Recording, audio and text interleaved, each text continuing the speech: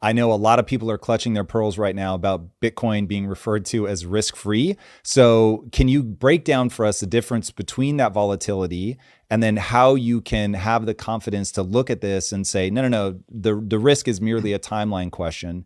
Because I think a lot of people will take exception to that.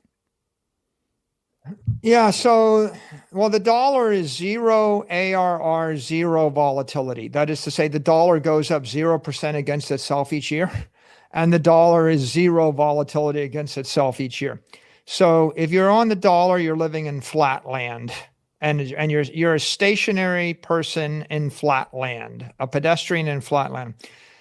Bitcoin is going up 60% a year against the dollar. How long? Well, since MicroStrategy made its first investment 4 years ago, it's 60%. But if you stretch back 6, 8, 10 years, I think it's also 60%. So like a decade.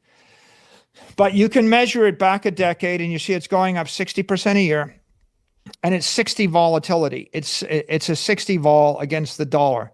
So you should think of Bitcoin as an asset. It's like you're on a speeding train going 60 miles an hour and you've got a flywheel spinning 60 RPM. And the pedestrian on flat land is standing on the plane watching the train go by, thinking this is scary. It's going to suck the oxygen out of my lungs. And they're thinking my money isn't an asset because it goes up 0% a year. So they have a different view toward money than the view of someone on the Bitcoin train. The person with $1 million of cash is going to have $1 million of cash in a decade.